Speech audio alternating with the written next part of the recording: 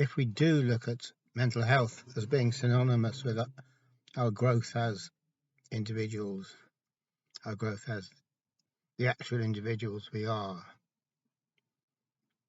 then clearly therapy means doing whatever we can to create the conditions for this growth or remove the obstacles that prevent such growth. So that's a very obvious statement, but it's worth making. And it's worth making because it immediately highlights the fact that we don't do that. The conditions we live in are not conducive to growth. They're not supportive for growth. And in fact, the conditions we live in, of course, repress individual growth. And this is very, very clear. Well, I say it's very, very clear. It isn't very, very clear, but it is very, very clear when one finds oneself in this position where one is growing, i.e. moving out of the social equilibrium. And the reason it's clear is because we find that all sorts of forces are rising in opposition to us or are being enacted against us, both from our immediate friends and colleagues and acquaintances and society in general. And this isn't big news. This is, of course, what Jung said 60 or 70 or whenever it was years ago. That for the self to be born, it's born in the field of adversity. It's like a small baby being left in the woods, like in the German fairy tales, in the big black forest, as it was a massive, massive wooded area with creatures in it that would be very likely to eat small children if they came across them, since that's the way of big dangerous woods. So, as Jung said, this is the new life starting off in the field of adversity, with all these enemies ranged against it.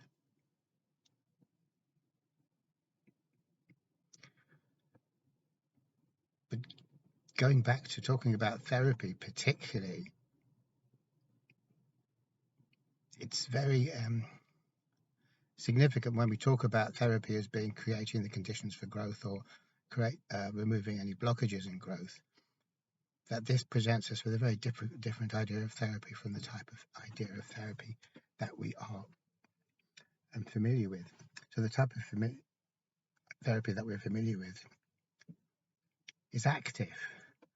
It helps to unblock a blockage, or it helps to fix a problem, or unglitch a glitch. It serves through our own purposeful doing and our rational understanding of the situation to help us along in the direction of greater mental health. And of course that makes perfect sense from the other viewpoint of what mental health is, which is that it's something that's normative, something that we can know about and aim at. But when we start looking at mental health as being synonymous with growth,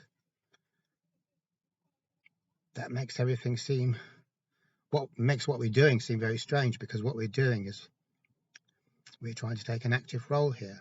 We're interventionists, we're intervening. We're spotting the problem and trying to do something about it. But of course, there's absolutely no way that we can fix growth or artificially induce or encourage growth in any way.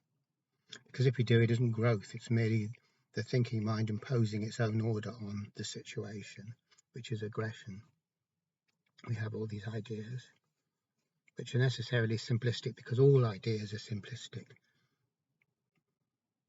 All ideas are crude, and all ideas fall very, very short of what's actually happening in reality, which sounds a bit defeatist from a certain point of view, because it's kind of as if we could say, but I thought I'd got it, I thought I'd grasped it, I thought I was getting somewhere, or I was onto something, and we're not.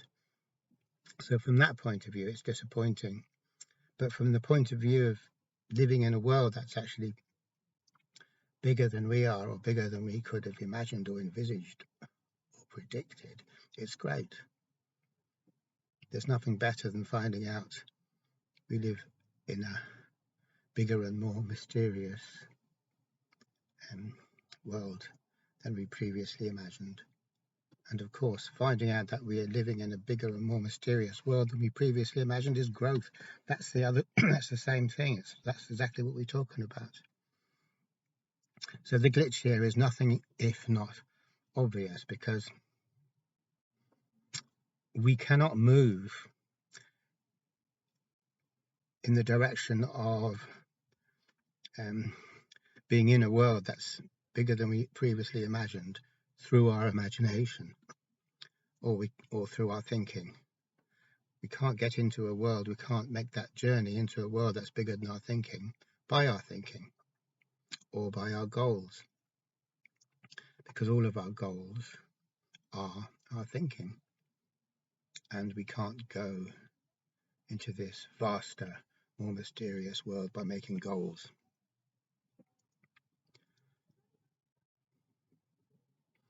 Which is important to realize, because we are so fixated on goals. Generally speaking, of course, we all think goals are good, and there's nothing more laudable and wonderful and inspiring to behold as people striving to obtain their goals. We all rub our hands about that and say, yes, this is great. This is what it's all about. That's what I'm talking about there. Striving to attain your goals. Go for it. And but all that means is being aggressive. It means not recognizing the world for what it is, which is a very subtle thing. The world being what it is extraordinarily subtle, and it's too subtle for our thinking, because thinking isn't subtle, as I was saying earlier. So the world is always too subtle for our thinking. And so in complete disregard for this subtleness, our regression seeks to impose its own assumed order, its own assumed patterns onto the world.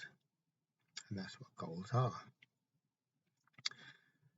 Now, obviously, goals are good in certain circumstances, because otherwise we wouldn't be able to live. We have to have ideas about, like if I was building a house, not that I can build a house, but if I was, I'd have to have a goal and say, I want things to be this way. I want a roof so the rain doesn't rain on me.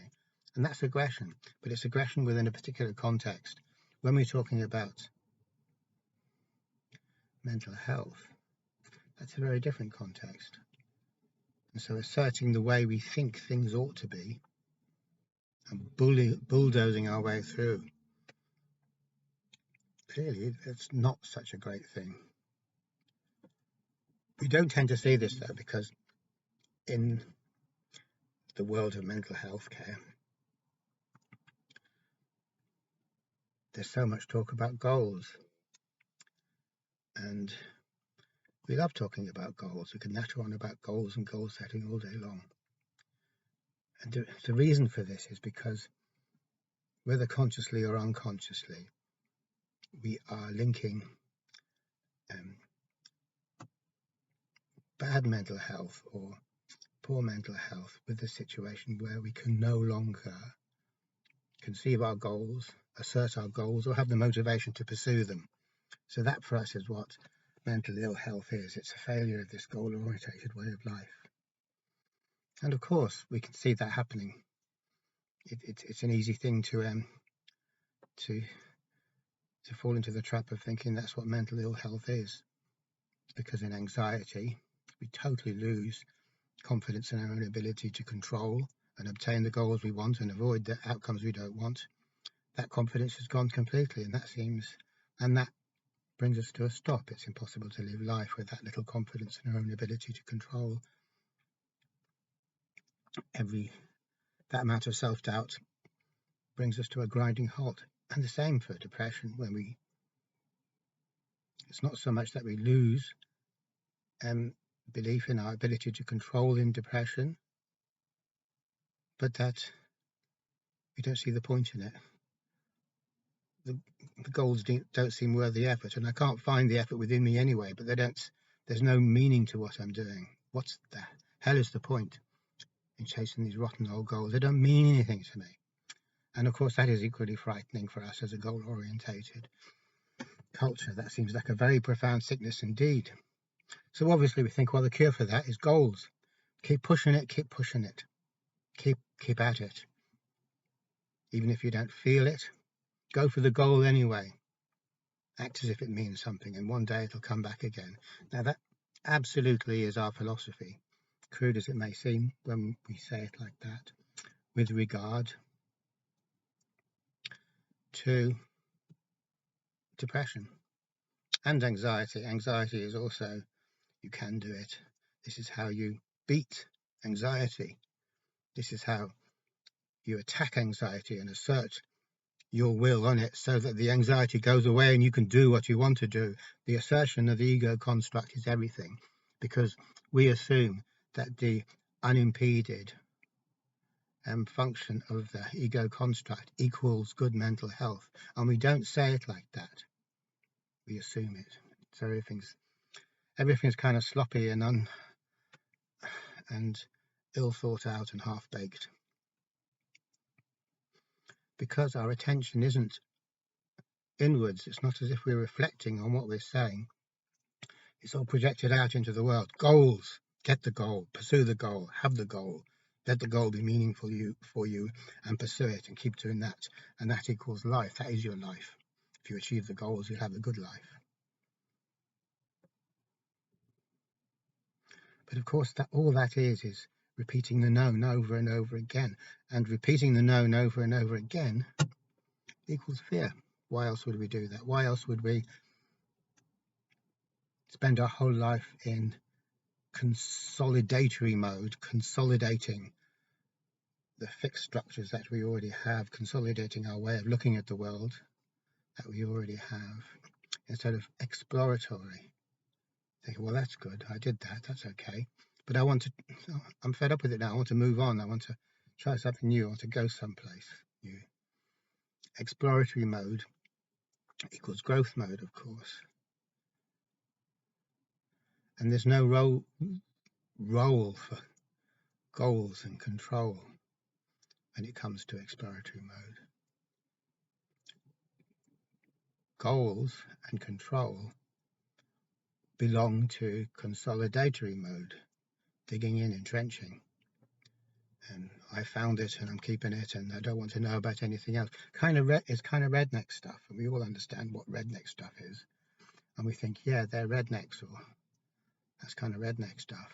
But we're rednecks, just not so, we're subtler rednecks. We don't admit to being rednecks, but we are, because we're conservative. The mental health industry, boy, is that conservative. You wouldn't get a bigger bunch of rednecks, really. So if we saw mental health as being okay about exploring the world and realizing that's where everything lies, really. It doesn't lie in the self and its habitual patterns of thinking and behaving. Life lies beyond the self. Forget the self. I don't mean try and annihilate the self or become self-denying, but just explore from that basis. Keep on exploring. And of course, as I was saying earlier, the thing about this is that there's no gimmicks, there's no tricks, there's no methods, there's no fixes, there's nothing we can do to help ourselves grow. In fact, the more we do to try and help ourselves grow, the less we grow.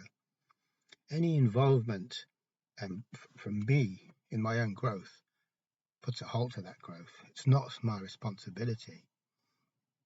It's not for me to be micromanaging myself, or I need to step out of my own way, and other people need to step out of my way too. So whatever's going on,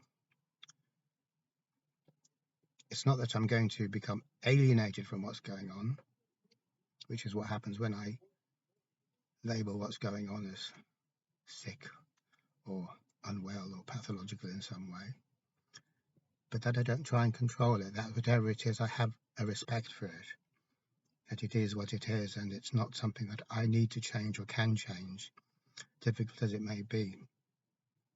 So what changes is our basic attitude.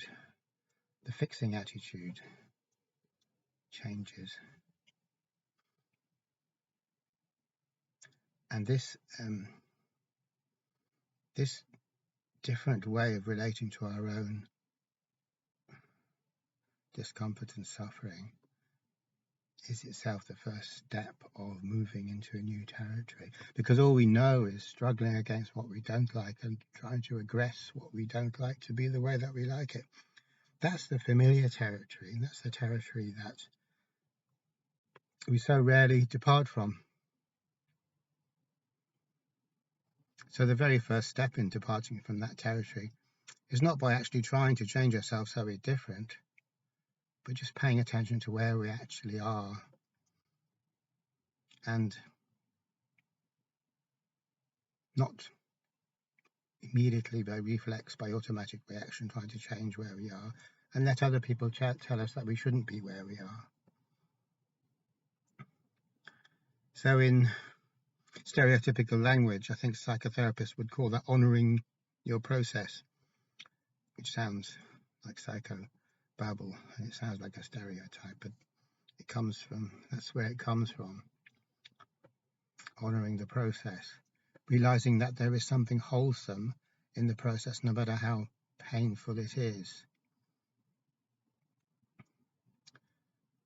Because the process, painful as it is, involving great suffering as it does, is not me trying to impose my ideas on the world.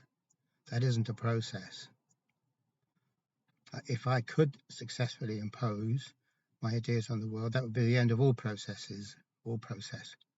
That would be just a static picture. I have succeeded in creating this world that is a reflection of how I think the world should be.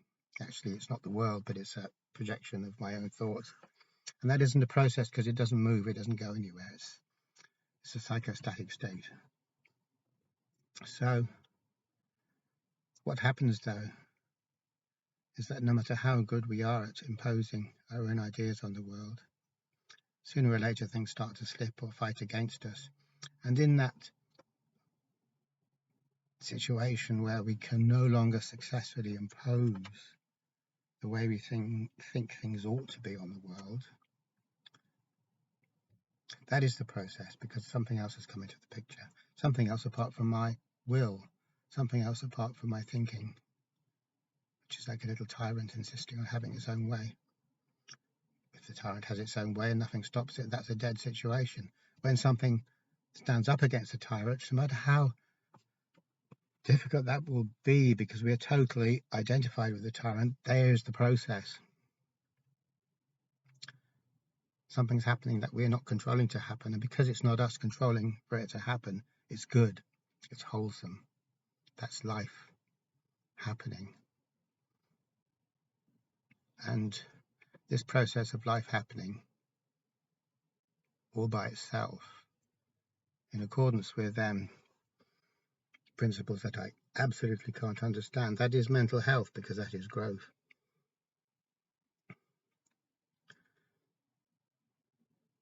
So if we do have this particular growth-orientated way of looking at mental health, if we did have it, it can be seen that we'd have a very, very different type of healthcare system, mental healthcare system, than the one we do. There would be, it would be poles apart. It would be 180-degree change. It would be very, very different. we'd have to say goodbye to all this white-coated clinician outlook, like a surgeon who's going to remove an appendix or remove a tumour. For surgery, it's good to have a white coat. It's good to have that attitude. You don't want too much touchy-feely kind of stuff if you're having surgery. You don't need to go and get to know, have a relationship with your surgeon. But in mental health, it is totally different. The medical model in no way applies. It's not a pathological thing. When human beings go through the great difficulties, the great mental difficulties that they always have done, this is life. It's the heart of life. It's the very heart of life, because it's what results in change. It's not a pathology, and it's not an illness like mumps or diphtheria or malaria or hepatitis. Okay, thanks for watching.